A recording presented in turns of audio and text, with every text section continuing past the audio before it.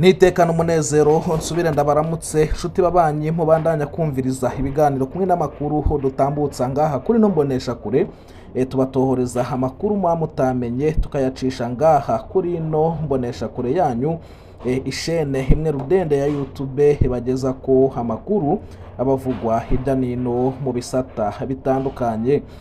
Hahejeje gusohoka itangazo rivuga ibijanye n'ishingurwa ry'umushikiranganji Gabi Bugaga.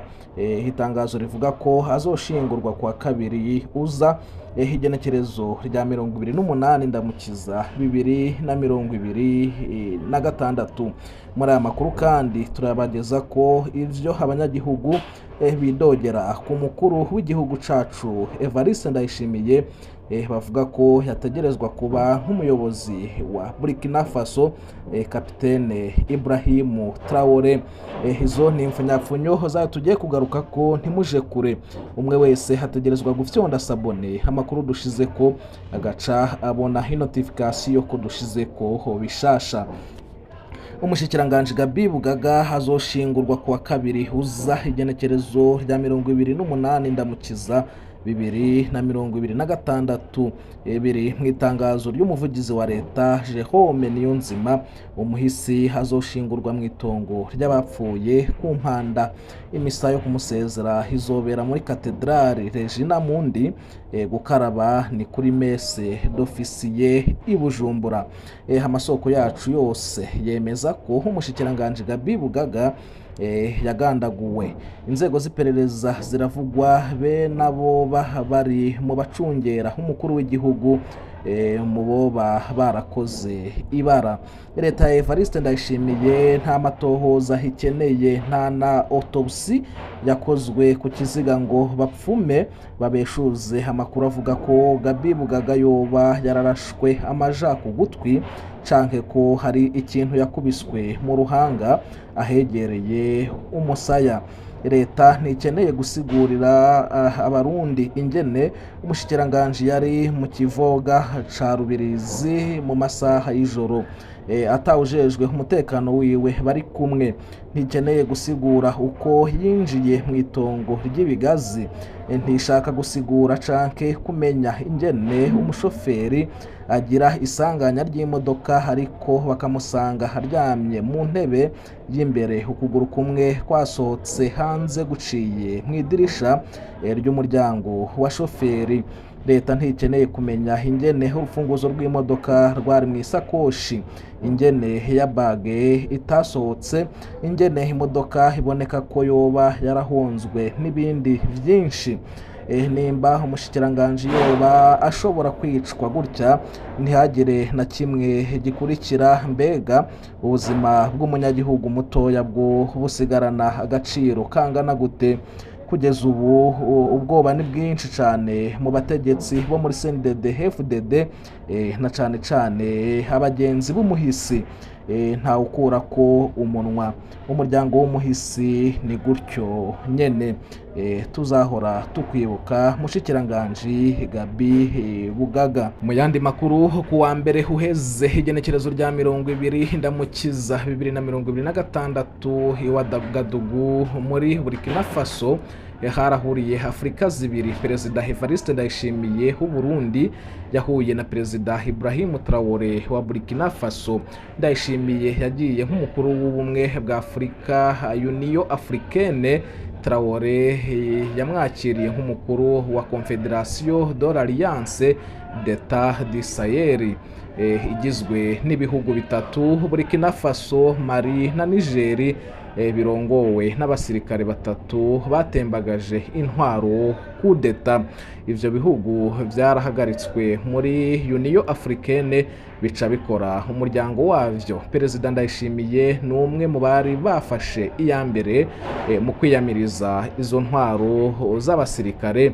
Iyi foto yabo iratwibutsa itandukaniro ry'uburongozi buri muri Afrika bene ingene ubumwe bwa Afurika bushigikira kenshi intwaro ataco zimariye abanyagihugu. Imyaka 6 ya General Major Evariste Ndayishimiye ku butegetsi.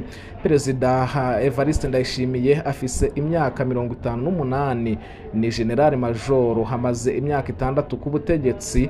Avuga ko intwaro yiwe ari iya demokarasi, ariko abatavuga rumwe n'ubutegetsi bwiwe ntibagira ijambo, baranyuruzwa bakaburwa irengero, baricwa barapfungwa, imigambwe yarafuswe, indongozi zaraganjwe, iyindi yaratswe abayirongoye.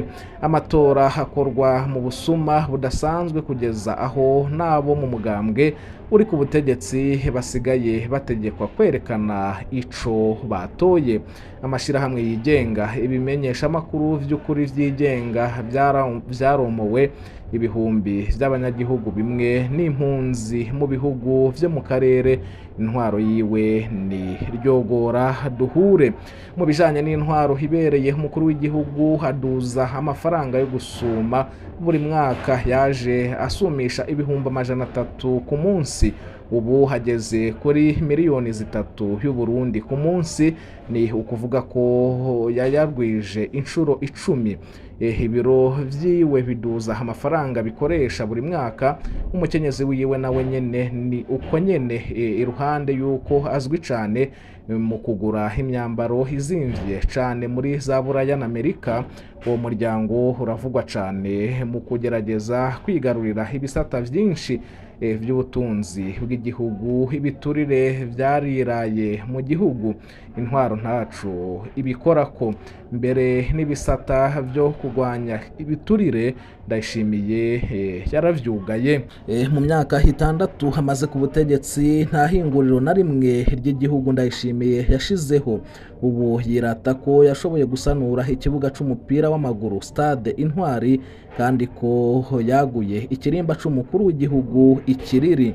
Muri iyo myaka 6 nta gitoro mu gihugu, ifaranga ryarataye agaciro, ubushobozi bw'abakozi ba leta bwaratabagaye, ubutunzi bw'igihugu bugeze habi, aho ntowavuga ingene yigisha ko kwiga amashure ataco bimaze. Imyaka 4 ya Kapitene Ibrahim Traoré ku butegetsi. Kapitene Ibrahim Traoré hafise imyaka 37 amaze ku butegetsi, imyaka 4 gusa. Ibrahim Traoré aremanga ko aterekwa demokarasi, uko havyemanga niko abikora. Imigambwe yarafuse, amashirahamwe yigenga yarafuse, ibimenyesha amakuru vyigenga birabangamiwe, kugeza ubu nta matora. Mu bijanye n'intwaro hibereye, Perezida Traoré yihera ko mu gutanga akarorero, yarikuye ko umushahara w'umukuru w'igihugu asigarana umushahara wa kapitene gusa. Amafaranga hadasanzwe yo mu biro by'umukuru w'igihugu bita fo special menshi yarayafuse, ayaha abasirikare ku rugamba. Traoré habayeho ubuzima busanzwe cyane, kandi akavyerekana. Umukenyezi wiwe ntiyivanga mu byo kugene igihugu gitwawe, nta mafaranga igihugu kimuha. Perezida Ibrahim Traoré yashize imbere ivyo kuduza imishahara y'abakozi ba leta bato bato, aca agabanya y'abashikiranganji ku rugero ruri hagati y'ibice 30 n'ibice 50%. Perezida Traoré hazwi mu bakuru b'ibihugu batihanganira ibiturire. Mu bakozi ba leta, inzego zigwanya ibiturire yarazikomeje, yongera aha abanyamahanga ububasha bukomeye mu kugwanya abakozi ba leta barya ibiturire. Iwe hahanwa cane abakomeye barya ibiturire bikomeye nyene, abarya ibiturire bitoya umupolisi mwibarabara bahabwa ibihano bito vyo kugira bihanure. Kapitene Ibrahim Traoré atwara igihugu kiri mu ngwano mu gihe kitari gito, ariko mu myaka 4 gusa amaze ku butegetsi haramaze kugurura amahinguriro akomeye mu bisata vyinshi, cane cane mu vy'imfungurwa, mu bijanye n'ubutegetsi, mu gisata co gukora impuzu n'ibindi. Amwe mu mahinguriro ya leta yari amaze imyaka yarahagaze yarayasanuye, ayashiramwo imitahe asubira gukora aritwararitse rwose guteza imbere igisata c'umuyagankuba be n'ic'ubushakashatsi mu rwaruka. Igihugu ciwe kirafise igitoro, ifaranga ryagumanye agaciro karyo narirya ari FESEFA isanzwe isangiwe na benshi. Ibrahim Traoré ahagararira ko Burkina Faso ishobora hanze ubutare ibanje kubuhingura, ni nayo mpamvu yubatse ihinguriro rikomeye ry'inzahabu. Aho ni mu gihe mu Burundi dushora n'ivu mu Bushinwa, maze abashinwa hakaba ari bo bagaruka kutubwira icavuyemwo. Perezida Traoré arubashwe cane mu rwaruka rwa Afurika, mbere no muri CNDD FDD. Wamwicanyi Shabani nimubona aherutse kuvyiyemerera ko yica abantu iyo yambaye imyambaro ya gisirikare, ashima kwiyita Traoré di Burundi, ntabwo yibonamwo Ndayishimiye. Ngizo rero Afurika zibiri ziboneka muri iyo foto. Hari indongozi zirangwa n'ubwiyorobetsi bwinshi, zivuga ibihushanye, ziririmba demokarasi, zigakora ibitandukanye nayo, ziba amatora zikazivya abatavuga rumwe n'ubutegetsi bwazo, zirangwa n'ubusuma be no kwikwegera ko amatungo y'ibihugu. Izo nizo Union Africaine ikunda ikazifata ko ari akarorero. Hari izindi ndongozi zivuga ko zibona ibintu zikagendera ku vyiyumviro vyazo, zitaho abanyagihugu, zigwanya ibiturire. Izo kenshi ntizikundwa. Hamwe Kapiteni Ibrahim Traoré yohitamwo gutegera amatora y'ubusuma, maze hakigenza nk'abandi batwara mu kinyoma cinshi, bukeye Union Africaine yoca imukeza, yoca imwakira mu bo ifata nk'akarorero. Ikiboneka muri izi ntwaro zose nuko hari ikibazo c'agateka kazina muntu na demokarasi muri Afurika gikwiriye kwicarirwa. Abanyafurika bagatomora neza ico bashaka. Intwaro z'abasuma zikwiye zose kuranduranwa n'imizi.